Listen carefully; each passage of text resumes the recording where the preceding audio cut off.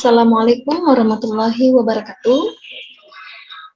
Kembali lagi kita di mata kuliah perilaku konsumen, di mana hari ini kita akan membahas mengenai persepsi dan perilaku konsumen. Ya, di mana di sini yang akan kita bahas pertama adalah mengenai definisi persepsi, ya. Kedua, persepsi dan perilaku konsumen. Ketiga, informasi dan reaksi konsumen, serta yang keempat adalah mengenai konsep subliminal perception. Ya, kita tahu bahwasannya ya perkembangan ilmu dan pengetahuan teknologi yang semakin berkembang, ya yang terus berkembang ya dari waktu ke waktu menyebabkan itu semakin tinggi persaingan yang harus dihadapi oleh para si produsen, di mana perusahaan-perusahaan itu menentukan keputusan pembelian agar menjadi pilihan si konsumen. Maka makin berkembang pula sasaran dan tujuan yang akan dicapai oleh organisasi atau perusahaan yang akan menyelenggarakan suatu kegiatan. Ya. Bahwasannya juga ya bisnis online yang terus maju ya itu merupakan menjadi peluang dalam meningkatkan penjualan. Ya, banyak manfaat penjualan online bagi konsumen, itu akan memudahkan pembelian barang-barang dan mendapatkan kepuasan. Ya, sedangkan bagi penjual dapat lebih mudah melakukan penawaran dan memaksimalkan laba. Ya, dalam hubungannya ini dengan perilaku konsumen, di antara faktor yang mempengaruhi pembelian online adalah sikap dan persepsi. Ya, kita tahu bahwasannya ya menurut Stanton itu persepsi ya mendefinisikannya sebagai makna yang kita pertalikan berdasarkan pengalaman masa lalu ya, stimuli atau rangsangan-rangsangan yang kita terima melalui 5 indera. Nah, di situ ada indera perasa, indera penciuman ya, indera indera mata, ya, telinga, hidung, mulut dan kulit. Jadi ada 5 indera. Ya, sini juga bahwasannya ya persepsi dan perilaku konsumen itu merupakan suatu proses yang timbul akibat adanya sensasi, di mana sensasi adalah aktivitas merasakan atau menyebabkan keadaan menggembirakan. Nah, di sini ada proses persepsi ya, di mana di sini rangsangan-rangsangan yang didapatkan itu seperti ada stimuli sight ya, sight itu pandangan. Pandangan, sound itu ada suara ya, smell itu bau, ya. Testis ya artinya rasa, ya. Tekstur ya, tekstur itu kulit ya. Jadi itu kalau dari pandangan ke mata, ya, suara itu dari telinga, bau tuh yang kita biasanya dari hidung ya, mulut ya rasa, tes dari rasa yang mana rasa-rasa yang kita rasakan ya, makanan yang kita rasa. Lanjut tekstur, ya, itu kulit yang kita rasakan ya. Jadi di sini juga bagaimana sensasi-sensasi dari sensor ya, paparan yang kita dapatkan. Ya, di situ ada sensor, reseptor, dan bagaimana perhatian atau atensi ya, terhadap sensor yang kita dapat dari indera kelima tadi, sehingga itu menghasilkan interpretasi. Nah, di sini interpretasi bagaimana kita memaknai ya arti dari yang kita rasakan tadi, dari yang bagaimana kita melihat ya, bagaimana kita merasakan. Nah, misalnya ya setiap orang ya memiliki rangsangan yang berbeda ya. Dalam melihat setiap objek ya bisa berbeda-beda. Perbedaan tersebut tersebutlah yang melahirkan berbagai persepsi ya dalam diri orang masing-masing ya. Karena setiap orang kan berbeda ya, setiap merasakan, mencicipi ataupun melihat ya, sudut pandangnya berbeda. Nah, di sini setiap persepsi yang dimiliki oleh setiap orang itu bisa menjadi sangat subjektif dan itu dianggap sebagai sesuatu yang wajar. Ya, kondisi dan situasi di mana seseorang berada membentuk dan mempengaruhi pola pikir yang dimiliki oleh orang tersebut yang selanjutnya ikut mempengaruhi penilaian dirinya dalam melihat setiap produk. Pesannya konsumen juga di sini ya, konsumen ya saat ini menjadi begitu cerdas ya, disebabkan karena memperoleh berbagai informasi yang diterima dari berbagai media cetak dan elektronik ya. Harus kita akui bahwasanya keberadaan media elektronik yang begitu cepat ya yang kita rasakan hari ini juga itu sangat mempengaruhi pembentukan pola pikir seseorang dalam menilai setiap produk. Ya. Dengan kata lain, informasi membentuk dan mengubah pola pikir seseorang serta membangun rangsangan yang akhirnya membentuk persepsi dalam menilai setiap produk.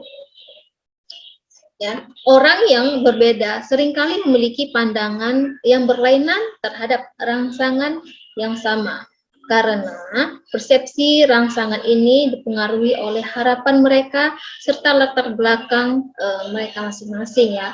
Nah, oleh karena itu ya, para pemasar itu tidak dapat mengasumsikan bahwa dua orang yang menerima rangsangan yang sama dari sebuah iklan akan memiliki pandangan dan reaksi yang sama juga ya. Jadi setiap orang tuh memiliki pandangan berbeda terhadap produk yang sejenis gitu ya. Nah, ya di sini juga seorang produsen juga mereka harus berpikir kreatif ya, bagaimana mereka menciptakan produk yang berbeda dari lawan produknya ya. Jadi mereka meskipun dengan produk yang sama, tapi mereka memiliki keunikan tersendiri ya. Misalnya produk makanan burger gitu ya, tapi apa sih yang membedakan burger satu dengan burger yang satunya lagi ya, antara si A dan si B, sehingga si konsumen itu dia bisa menilai mana yang lebih unik ya, ataupun mana yang lebih baik bagi si konsumen tersebut, memiliki nilai keunikan. Nah, salah satu keunikan yang harus dibuat bukan hanya produk yang diproduksi, namun juga menyangkut keunikan iklan yang ditampilkan kepada konsumen, ya dengan tujuan agar konsumen itu memiliki kesan yang dalam terhadap produk yang ditampilkan konsumen. Ya, dengan begitu akan menimbulkan rangsangan yang terkesan terhadap produk tersebut yang lebih jauh, bisa membangun semangat untuk mencoba produk tersebut. Karena secara fakta, konsumen adalah makhluk yang cenderung selalu ingin perubahan dan tidak ingin segala sesuatu yang bersifat monoton. Ya, konsep dan pemikiran seperti ini harus meresap jauh di lubuk pemikiran para produsen.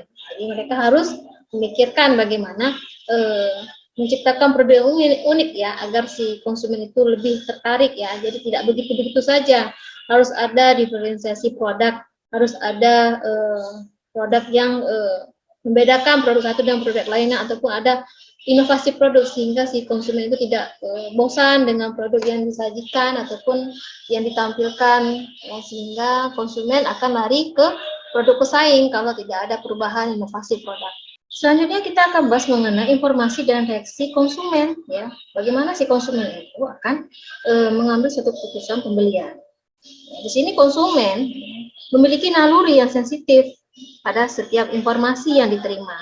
Yang selanjutnya informasi tersebut membentuk pola pikir dan teraplikasi pada keputusan. Ya, sebuah informasi yang terus saja dilakukan lama-kelamaan pasti mereka menimbulkan pengaruh pada pribadi konsumen tersebut ya.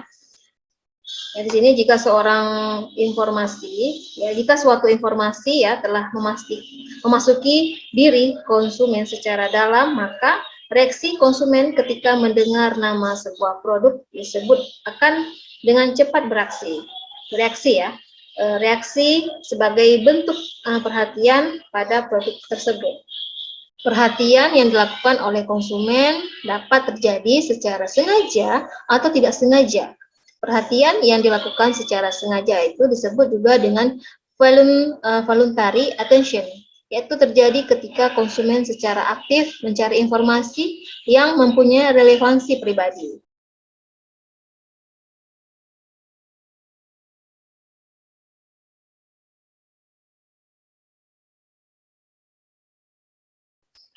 Persepsi ya selektif terjadi ketika konsumen melakukan voluntary attention.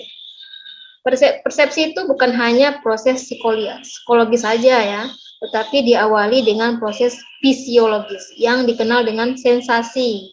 Ya, proses persepsi diawali oleh stimuli yang mengenai indera konsumen. Ya, stimuli yang merupakan segala sesuatu yang mengenai indera dan menimbulkan persepsi itu bisa bermacam-macam bentuknya. Misalnya, segala sesuatu yang bisa dicium, ya, wangi-wangian ya seperti parfum seperti itu ya, segala sesuatu yang bisa dilihat ya, segala sesuatu yang bisa didengar dan segala sesuatu yang bisa diraba ya, semua bermacam-macam bentuk ya, tersebut menimbulkan dan tumbuhnya persepsi yang berbeda-beda pada setiap orang yang meresponnya ya. Bentuk perbedaan reaksi yang merespon setiap yang ditemukan menunjukkan perbedaan setiap orang dalam mengaplikasikan persepsinya. Ya, artinya ada orang yang lebih cepat merespon dan ada orang yang lebih lama atau bahkan tidak merespon sama sekali. Ya, meskipun kita sudah memberikan sinyal pada orang tersebut, tapi terkadang ada orang yang responnya lambat. Ya, artinya pusat sensoriknya itu lama ya menangkap segala sesuatu yang disampaikan. Ya, tapi ada juga orang yang begitu ketika memberikan sinyal itu cara merespon itu lebih cepat ya menanggapinya hal tersebut ya. Contohnya seperti produk yang misalnya di sini ada sepasang suami istri yang sedang mencari baju ya untuk anak mereka di sebuah mall ya. Maka ketika seorang istrinya melihat ada baju yang begitu menarik perhatiannya dan kemudian ia mengatakan pada suaminya, baju ini cocok untuk anak kita gitu ya. Maka ternyata suami tidak begitu meresponnya, bahkan ia mengatakan warnanya begitu bagus, ya kurang bagus ya gitu. Jadi terlalu dingin, jadi kurang merespon hal-hal tersebut yang disampaikan oleh istrinya. Yaitu salah satu respon sensor oleh seorang suami ya terhadap istri yang memberikan tanggapan terhadap baju ketika mereka membeli baju di sebuah mall ya. Bisa juga kita lihat ya bahwasanya suami istri yang tersebut memiliki persepsi yang berbeda dalam melihat setiap produk itu yang mereka temui.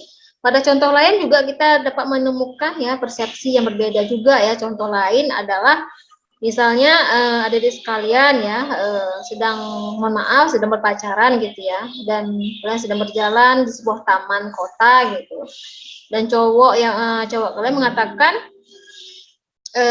bahwa tempat ini sangat rindang dan sejuk. Namun si cewek mengatakan tempat ini tidak begitu rindang dan cuacanya sangat dingin, sehingga tidak nyaman jika berlama-lama di sini nanti akan masuk angin. Jadi bagaimana respon mereka itu berbeda dalam menanggapi. Mungkin si cowok mengatakan ini bagus, tapi belum tentu terhadap si cewek ya. Jadi bagaimana mereka merespon terhadap alam sekitar mereka sehingga mereka bisa memberikan tanggapan terhadap situasi ataupun yang akan terjadi untuk dirinya seperti itu. Nah, respon yang berbeda itu menunjukkan persepsi yang berbeda-beda juga. Perbedaan sensitivitas antar individu ya tersebut ya karena kemampuan reseptor ya antar individu itu tidak sama. Jadi setiap orang itu memang berbeda. Bagaimana mereka menanggapi hal tersebut terhadap lingkungannya seperti apa. Ya. Nah, selain faktor sensitivitas, faktor lain yang berpengaruh adalah intensitas ya. Jadi keseringan ya dari stimulus tadi ya, dari rangsangan tadi ya. Nah, stimuli yang mempunyai intensitas kuat akan memudahkan bagi reseptor untuk menerimanya. Ya, seperti itu. Nah, di sini ya informasi yang diterima dengan reaksi persepsi yang beragam telah menimbulkan perbedaan respon. Semua ya ini dapat disebut sebagai bentuk perilaku konsumen yang harus dipahami oleh para produsen, khususnya bagian marketing dalam mendesain ya, dan menciptakan iklan produk yang ingin diminati oleh konsumen. Ya, perilaku konsumen ini ya menjadi menarik untuk dipelajari. Ketika setiap konsumen memiliki perbedaan dan keputusan berbeda, namun memiliki tujuan yang sama, yaitu ingin dipuaskan dan terpuaskan oleh setiap keputusan yang diputuskan. Ya, jadi meskipun ya memiliki persepsi yang berbeda, tapi tujuannya harus sama. Ya, tujuan perusahaan harus satu ya, tidak boleh berbeda. Selanjutnya kita akan bahas mengenai konsep subliminal persepsi. Ya, jadi di sini persepsi subliminal ya merupakan ya konsep yang menyampaikan pesan dan informasi kepada konsumen untuk masuk ke alam bawah sadar ya konsumen tersebut. Jadi bagaimana pesan yang disampaikan masuk ke alam bawah sadar si konsumen. Jadi masuk ke dalam otaknya ya, di mana tanpa ia sadari secara perlahan-lahan si konsumen itu telah menyukai produknya ya. Jadi ketika disampaikan ternyata sudah meresap ya apa yang disampaikan, sudah paham gitu, memutuskan untuk membeli produk tersebut ketika konsumen tersebut melihat produk tersebut. Jadi itu salah satu ya konsep subliminal perception. Ya, iklan dengan pendekatan konsep subliminal ini sering dilakukan oleh produsen dengan cara tanpa disadari oleh konsumen. Ya. Contohnya ya ketika berada di sebuah mall ya, dari sebuah toko brand, kita mendengarkan alunan musik dan narasi mengajak konsumen untuk memilih produk mereka, atau sebuah narasi atau pesan bahwa belanja di toko mereka adalah pilihan tepat. Maka kita tertarik untuk datang ke toko tersebut. Ya, kita pasti mungkin ada sekalian pernah pergi ke mall ya, Sujua contohnya ya, mall kecil seperti itu. Pasti mereka sering menyampaikan ya dalam menyampaikan informasi ya, sehingga produk-produk yang diberikan yang ada tuh di Sujia seperti itu ya. Sehingga yang disampaikan itu sudah masuk ke otak kita. Pesan-pesan yang disampaikan dari toko mereka sudah masuk ke pusat motorik kita ya. Kesadaran ya, konsumen bisa dibangkitkan ya dengan stimuli yang begitu halus ya di bawah tingkat kesadaran konsumen, namun cukup mampu mempengaruhi perasaan dan perilaku konsumen menurut Mawon dan Minor pada tahun 2002 ya, di mana proses tersebut ya secara psikologis dinamakan persepsi subliminal. Jadi di alam bawah sadar sudah masuk ya tanpa kita sadari ya, pesan-pesan yang dimasukkan membujuk orang untuk membeli produk dan jasa ya. Jadi kita termotivasi dalam untuk melakukan pembelian tersebut.